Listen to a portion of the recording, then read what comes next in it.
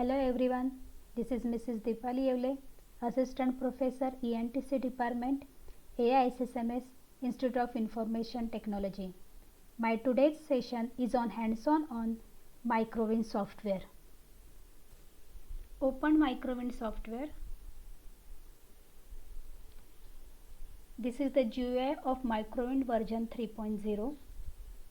This is the palette from which you are supposed to get your components and different connectors. For CMOS inverter, we will be requiring PMOS and NMOS. So, first select MOS generator symbol. First, we will go for PMOS device. Adjust W of your PMOS as well as length of your PMOS. After adjusting this, generate device. So PMOS will be displayed on the screen. Next component required will be NMOS. Again MOS generator. Now select NMOS, adjust W and L of NMOS. Generate device.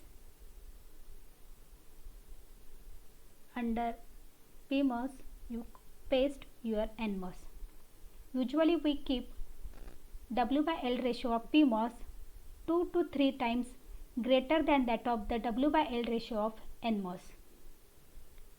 Now this symbol is move and stretch, where you can adjust and move your device.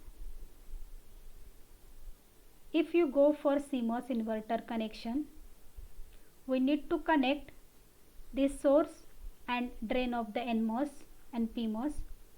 So use metal one. Connect source of PMOS to the drain of NMOS. Now connect using this polysilicon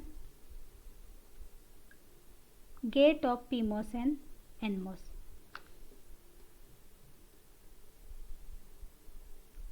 This is nothing but connection diagram for CMOS inverter.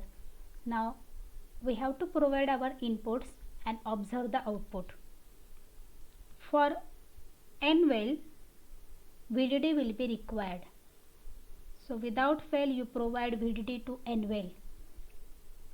Then VDD is given to drain of the PMOS and VSS is given to the source of the NMOS.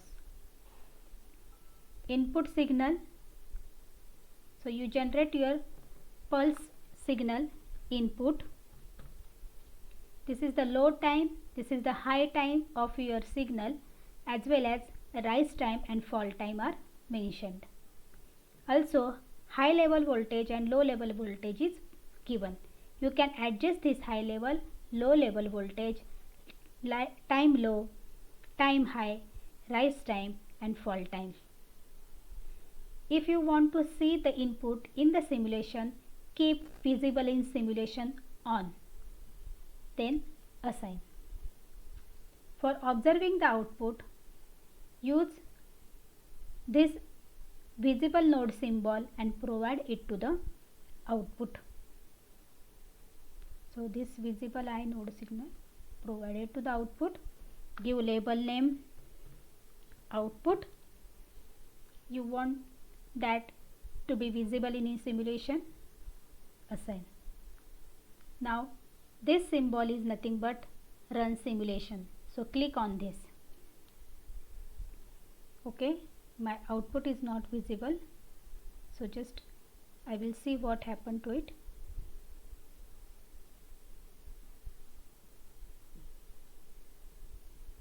I will check for that. This is my output. Okay, my input is not visible. So there must be some. Okay, I want to see my input also. So keep it visible in simulation. Assign. Now you will be able to see both input and output.